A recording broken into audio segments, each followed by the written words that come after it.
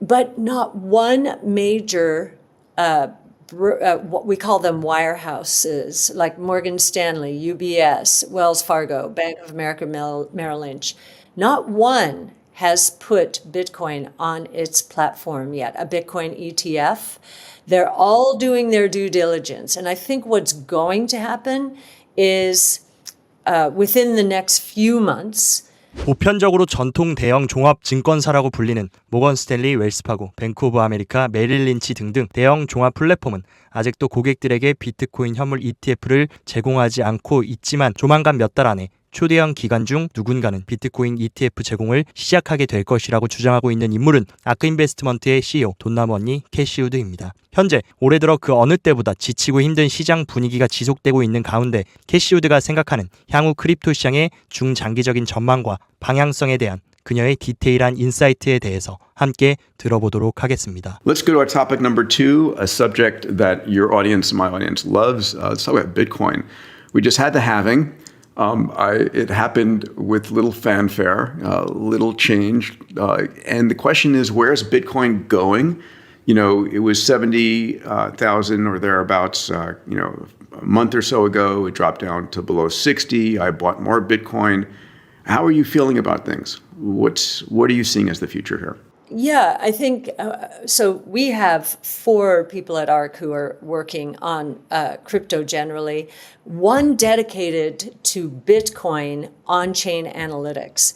And judging by those, we believe, halfway through this bull market. And halfway doesn't mean we're halfway through the price increase because, at the end of a bull market, prices tend to go parabolic. So we have no idea where that, but we feel very strongly just based on-chain analytics, looking at them versus the short 10-year history, a little bit more than that history, that we're halfway through the bull market. What's very interesting, since the ETFs were launched in January, many people think, all right, the boom, and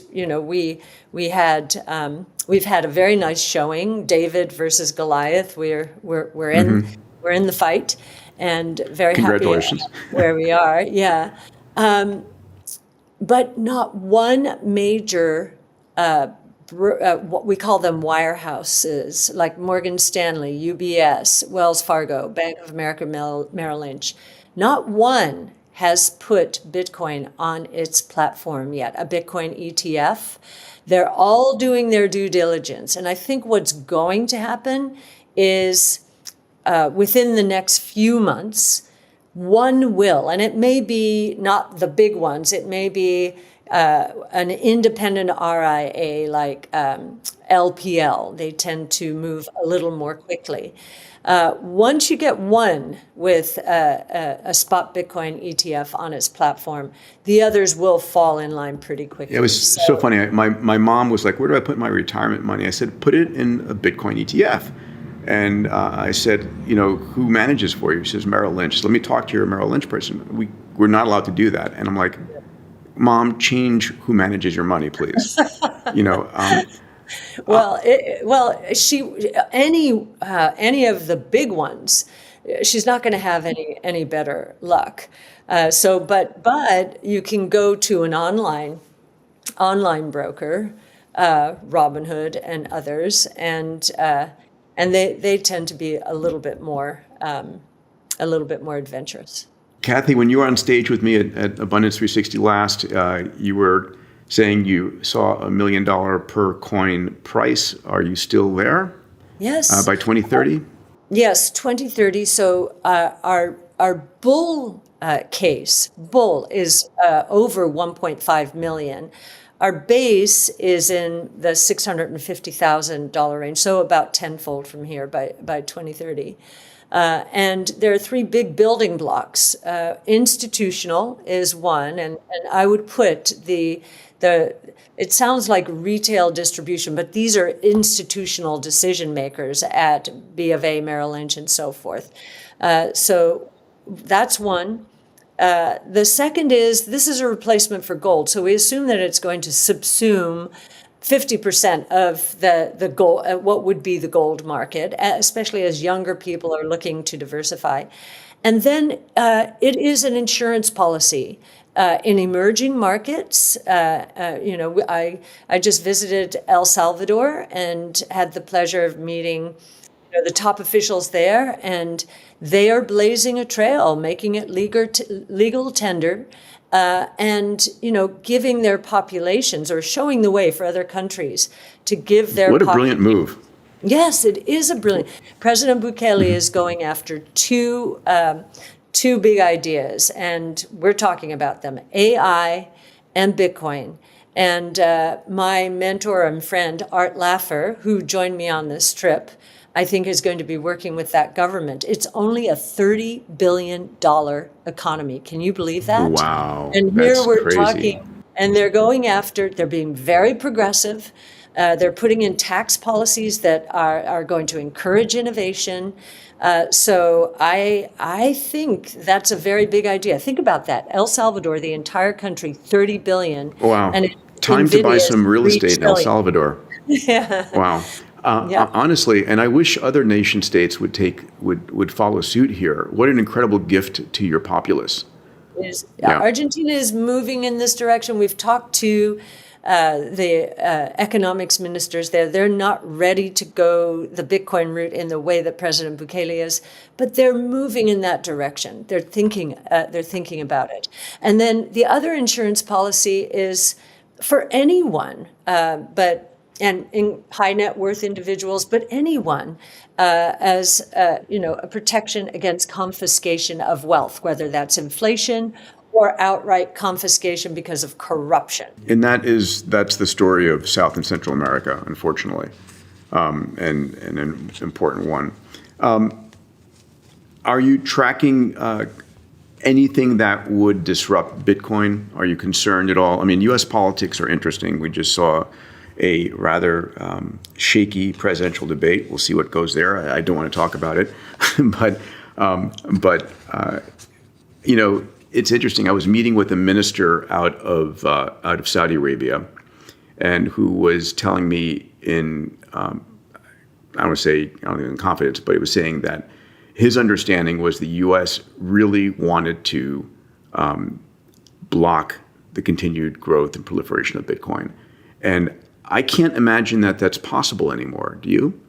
Yeah, we don't think it's possible, and it's so interesting how surreptitiously Bitcoin really got into the hands of 50 to 60 million Americans, and has become an election year issue. In fact, for many voters, for many voters, it is the election issue, and that is why for the Financial Innovation Technology Act of the 21st century, so FIT 21, was able to attract 76 Democrats. I think when the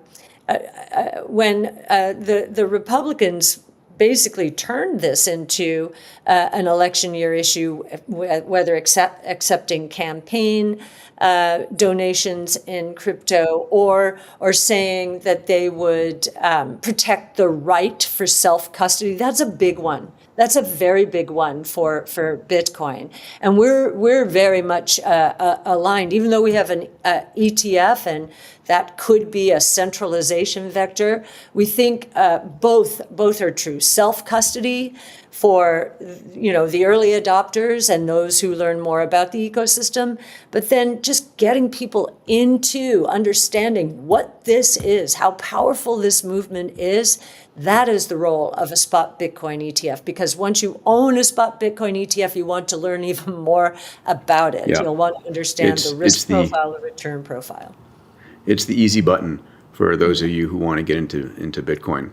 Yes.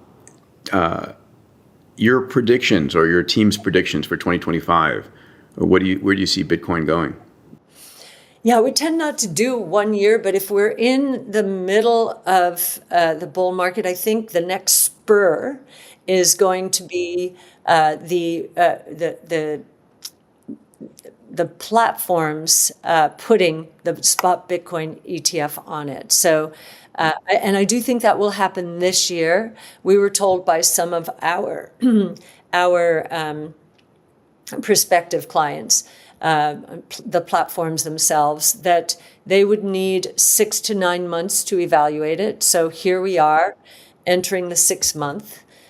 So I would expect in the fall, one or more will put a spot Bitcoin ETF, or many of them, on their platforms. And I think that will be the next swoosh then. I remember I think it was the last halving, many people, we went through the halving and everybody waited for a pop. And it didn't happen. Well, first of all, it didn't happen because there's a lot of anticipatory buying into it.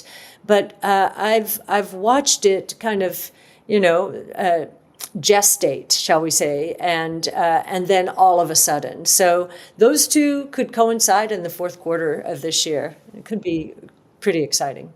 All those platforms need to do is spend an hour with Mike Saylor, and I'm sure they'll accelerate their. Well, maybe not. Okay, they're risk averse, so they don't. And Mike is an incredible evangelist for the space, but that doesn't feel safe evangelism. It has to, I'd like to think that our research, and we've done a number of white papers, our first one starting in 2015, I'd like to think that kind of methodical approach and studying of the subject, and someone like Art Laffer, who he couldn't be more excited about Bitcoin, because for him, he really believes that, the Fed, many people feel that they have managed monetary policy over the years. So, we've prevented terrible things from happening. If you look what happened before the Fed came about in 1913, what happened then is prices were stable. We're on the gold standard. And the economy was very volatile, and you ran into booms and busts, but they were very quick. They were over in weeks. We lead up for years to a crash in 08, 09, poster child for that. And here we are again. We had 0 interest rates, and I wonder what the fallout from private equity, private credit, putting enormous sums into real estate and then leveraging it up. We're starting to see the fallout, whether offices and the post-COVID, right, with the office exodus, and multifamily now, even in the areas where there's been large in-migration. So the Sun Belt, we're beginning to see multifamily in excess. So we'll continue to see crises, I think. Hopefully nothing like 08, 09. I don't think so. But still, 0% for a very long period of time leads to reaching for yield, which leads to bad behavior.